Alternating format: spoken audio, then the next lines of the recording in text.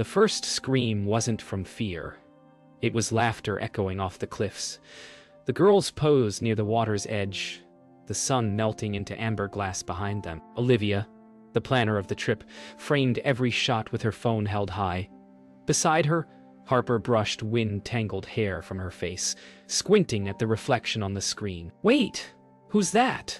she asked, her tone light but curious. Behind them, faint and blurred by sunset glare, a tall shadow stood, unmoving. At first, they dismissed it as a trick of light, a tourist passing by. But as the evening deepened, every new photo showed it again. The same lean outline, the same stillness. Olivia's smile faltered. She zoomed in, fingers trembling, the laughter dying between heartbeats. No face, no detail, just shape. "Maybe it's just us," she whispered, but even her own voice sounded unsure, foreign. Would you forgive someone if the truth was worse than the lie? Later that night, the cabin buzzed with quiet music and the smell of cheap wine. The laughter had returned, louder this time, but forced. Olivia kept her phone face down on the table, every buzz from new messages making her flinch. Harper joked about ghost stories, but no one joined in. The other girls, Jenna and Camilla, noticed something off in her tone. "You're pale," Camilla said, handing her a glass. Olivia nodded, pretending calm, her mind racing. She wanted to delete the photos, yet her fingers wouldn't obey. Each time she looked away, she felt the same cold prickling at the back of her neck, like someone watching from the darkened window. Outside, the waves whispered against the rocks, the same rhythm as her heartbeat. She finally turned her phone face up. The last picture glowed faintly on the lock screen, the same shadow now standing in the window behind them. Morning came gray and heavy, fog pressing against the windows like breath. Olivia barely slept. Every creak of the cabin boards made her flinch. Harper tried to laugh it off again, but even her jokes were brittle. "Let's just take new photos," she said, trying to reset the mood. They hiked to the nearby lake, mist curling around their ankles. The air felt dense, thick with silence. Olivia raised her phone hesitantly and snapped one picture. For a moment she thought maybe the light had fixed itself, until she zoomed in and saw it again, perfectly centered behind their group, its reflection rippling in the water, closer than ever before. By the second night, no one was laughing. The cabin seemed smaller, the shadows longer. Jenna deleted her photos first, claiming she didn't want bad vibes. But when she checked her gallery afterward, the images were still there. Each one duplicated, brighter, sharper. Harper stopped talking altogether, sitting by the fire staring at nothing. Olivia paced, whispering to herself. "It's not real." "It's not." But then the door creaked open by itself, a cold wind slipping in, fluttering the photos pinned to the wall. In each one, the shadow stood closer, now inside the cabin. Olivia couldn't take it anymore. She left before dawn, barefoot on the cold ground, camera in hand. The sea was roaring louder than before. She aimed her lens toward the horizon, trembling. "If you're real, show yourself," she whispered. Lightning cracked across the sky, illuminating the rocks. And there it was, the same shadow, now walking toward her, slow and steady. Her breath hitched as the wind screamed. The final photo captured its outline reaching for her shoulder. Then the screen went black. Her phone was found later that morning, face down in the surf. Gallery full of images no one remembered taking. What if betrayal was the only way to survive? The police called it an accident, an unfortunate fall from the cliffs. Harper couldn't stop shaking as she scrolled through the photos one last time before deleting them. But even after she pressed erase all, the screen refused to go dark. Each image shimmered faintly, the same sequence repeating. Olivia standing by the sea, the shadow behind her, and a final frame that none of them remembered taking. Harper's own reflection looking back. Back home, days later, Harper began to hear it.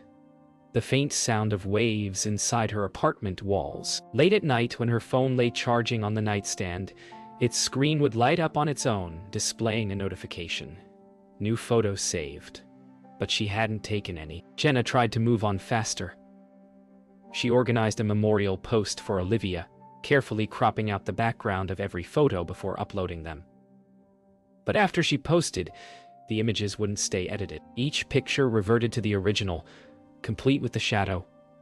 Comments started appearing beneath the post. Who's the guy in the back? And was he there too?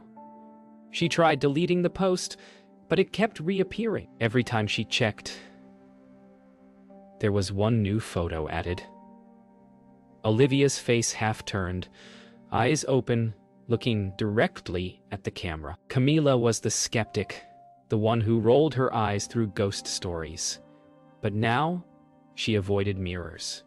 Every reflective surface seemed to ripple slightly, as if disturbed from within. She covered them with sheets.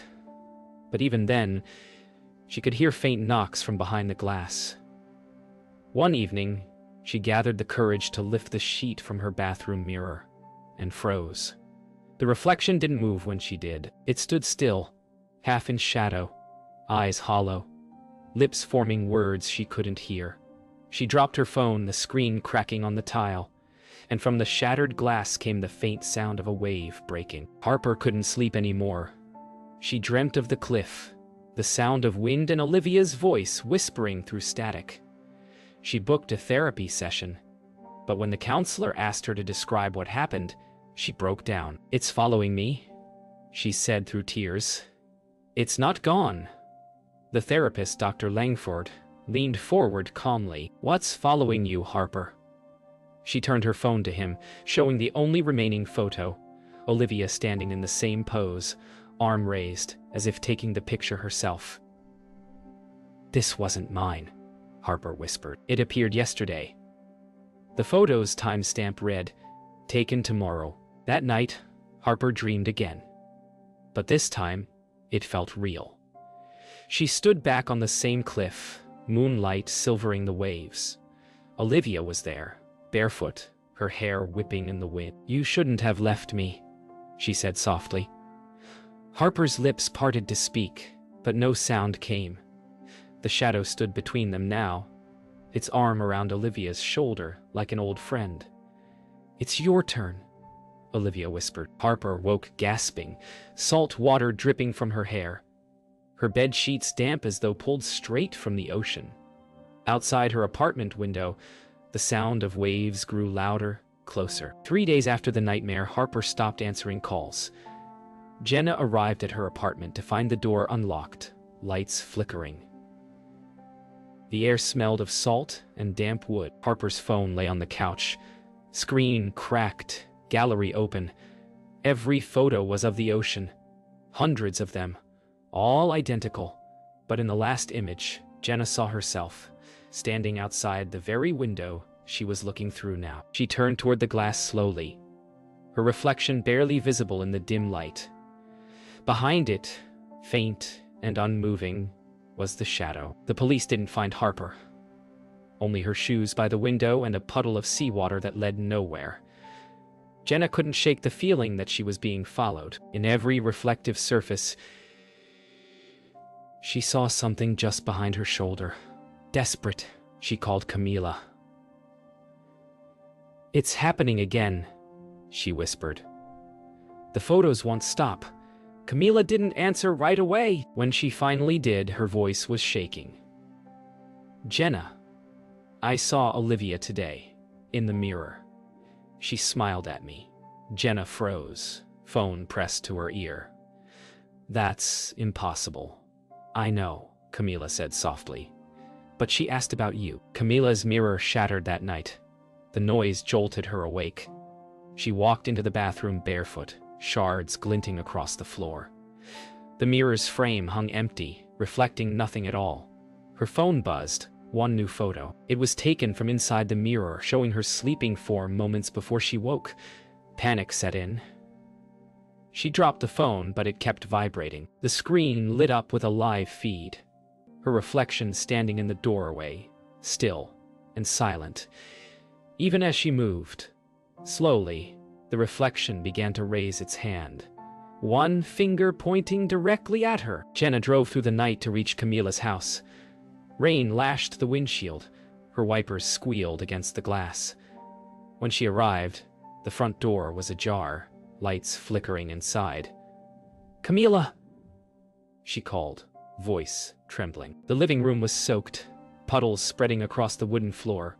On the wall, photos hung in neat rows, dozens of them, each one showing Olivia, Harper, and Camila at the cliff. In every photo, they were smiling. In the last frame, Jenna realized something.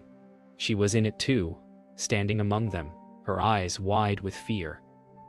And behind them all, the shadow, finally clear, its face identical to hers. She ran until her lungs burned, the rain chasing her through the streets. Her phone buzzed again and again in her pocket, vibrating like a heartbeat. When she finally stopped under a flickering streetlight, she pulled it out. The screen showed the camera app, open recording. The reflection of the light shimmered across her wet face. "Stop it," she whispered, trembling. But the recording continued on its own. The footage zoomed out slowly, revealing her from behind, as if someone else was holding the phone. Jenna turned, gasping.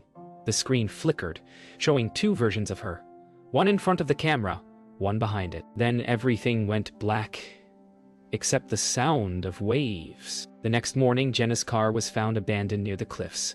Her phone was still inside, camera app open, battery drained. The screen displayed the final frame of a video. Waves rolling under gray light, a faint figure walking into the water. Detective Mara Quinn stood by the railing, the sea wind cutting through her coat. 3 women, all connected, all missing, she murmured, staring at the horizon.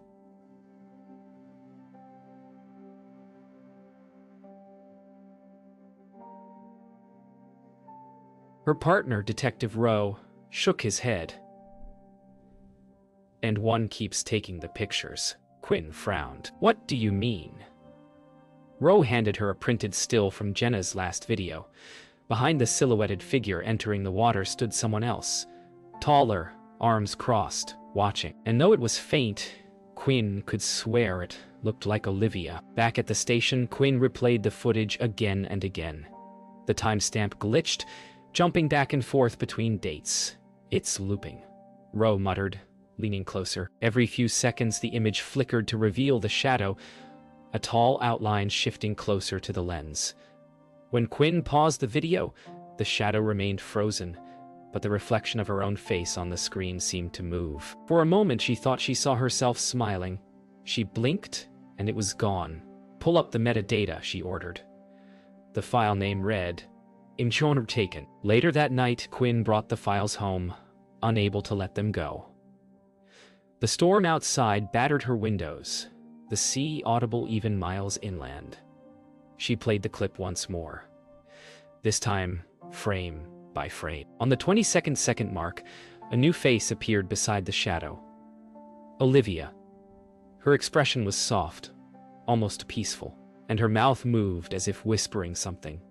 Quinn leaned closer to the screen, turning up the volume. At first, only static. Then a whisper, faint but distinct. "It's not over." The lights in her apartment flickered, and from her reflection in the dark monitor glass, something tall moved just behind her. Detective Rowe found Quinn's apartment door wide open the next morning. The laptop was still running the video in a continuous loop, Olivia's face frozen mid-whisper. The walls were covered in printed photos, each one the same frame, except in every repetition, Quinn appeared somewhere new within it. Sometimes by the cliff, sometimes near the window, sometimes next to Olivia. "What the hell?" Rowe whispered. A sudden noise made him spin, the faint sound of a camera shutter clicking behind him. He turned. No one was there, but his own photo had just appeared on the screen. The investigation was officially closed that week. The report labeled it unsolved, natural disappearance. But late one night, a janitor cleaning the station found a camera bag on Quinn's old desk. Inside was a single undeveloped roll of film. He dropped it off at the front desk without thinking much of it. The next morning, every wall of the precinct's photo board was covered in prints. Olivia, Harper, Camila, Jenna, Quinn, and Rowie, all standing together on the cliffside, staring straight into the camera. Behind them, the shadow loomed clear for the first time, its features perfectly visible. It was no longer faceless. It was human. And it looked exactly like Detective Mara Quinn. A week later, the town forgot.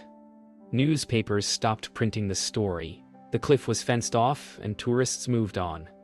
But one person didn't. Rao. He sat alone in the station's evidence room, the walls bare now except for one photo pinned under a single light. The same one with Quinn's face in the shadow. He stared at it for hours, tracing the blurred edges with his thumb. The longer he looked, the clearer it became, details emerging where there were none before. The shadow's eyes glinted faintly, and its mouth curved upward in a half-smile. Roe leaned closer. For a fleeting second he thought he saw it blink. The bulb above flickered, humming softly. Then the whisper came, not from the photo, but from behind him.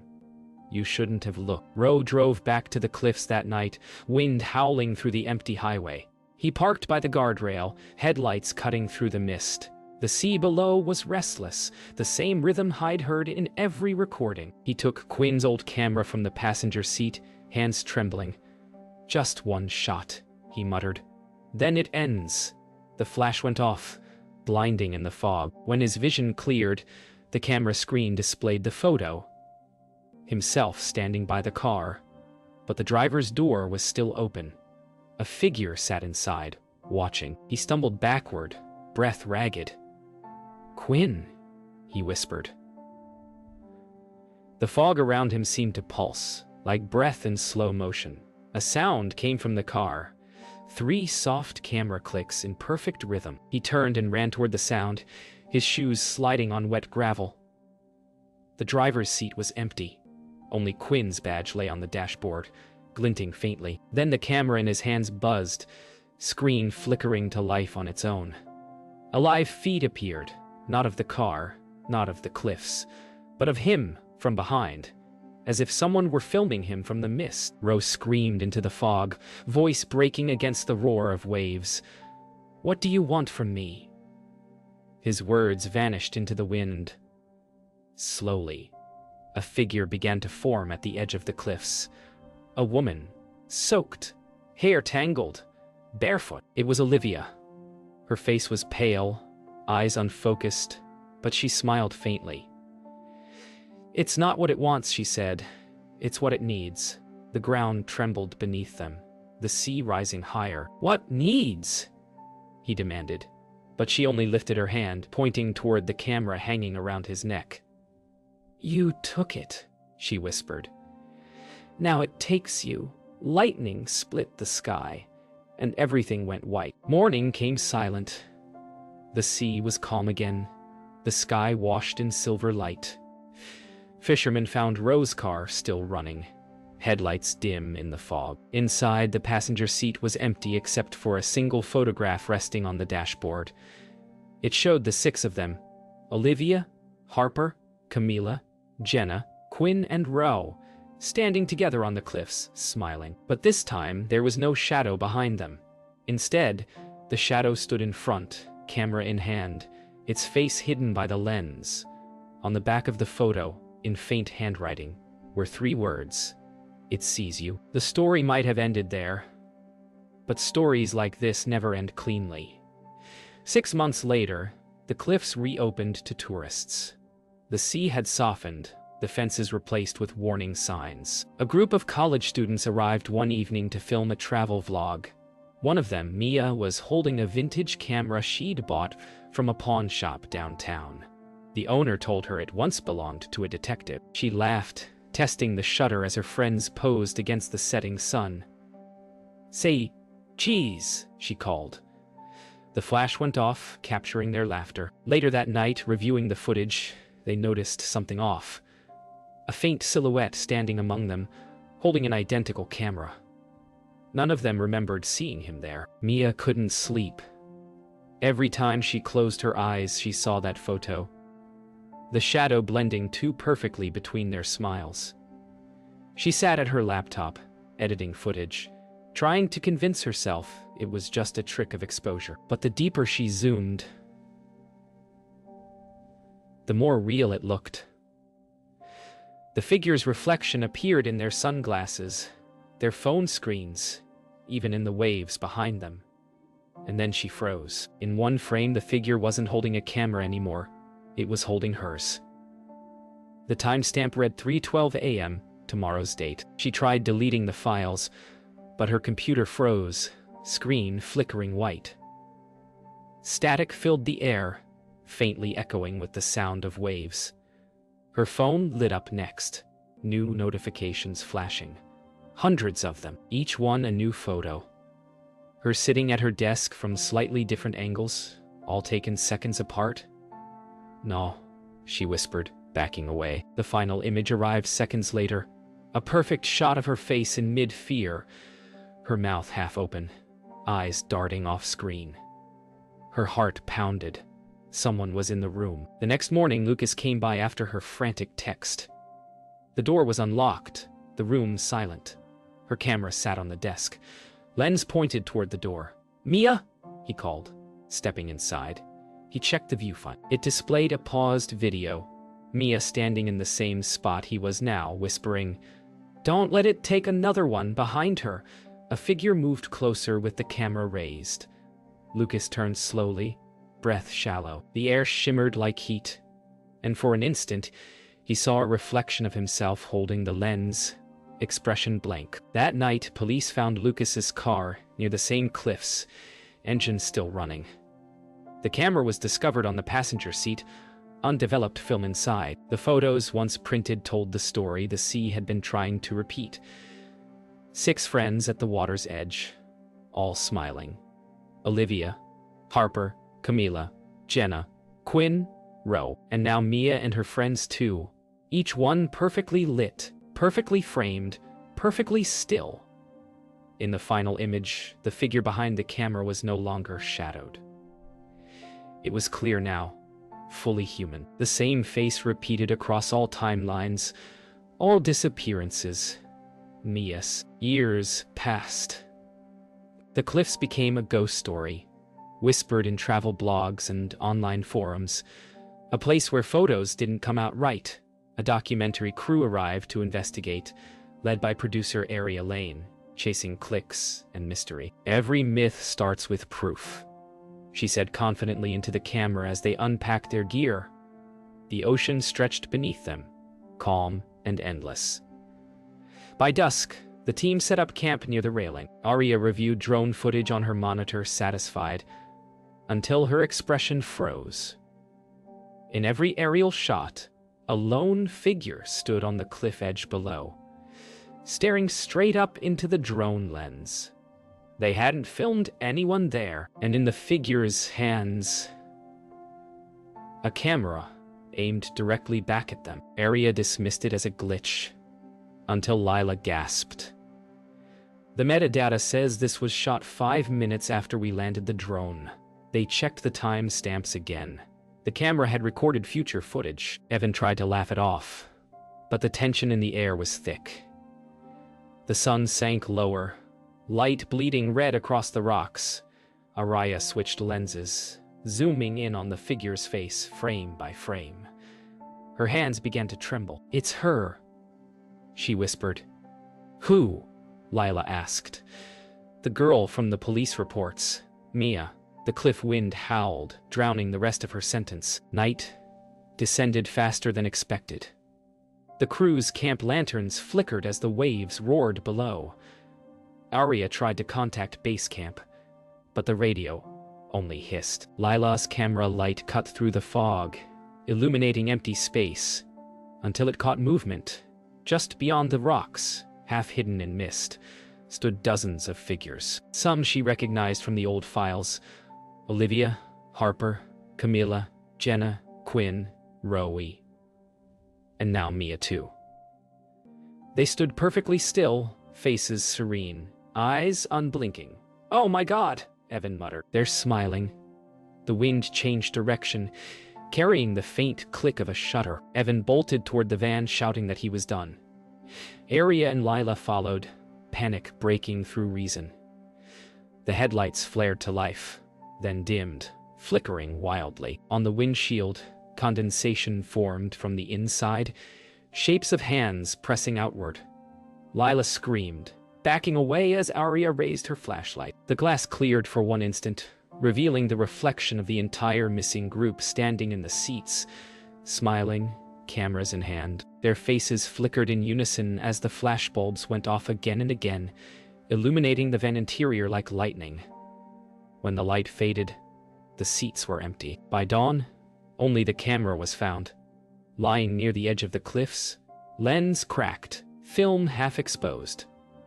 The last recorded frame captured the horizon at sunrise, peaceful, endless. But when the footage was processed, it didn't end there. The horizon rippled.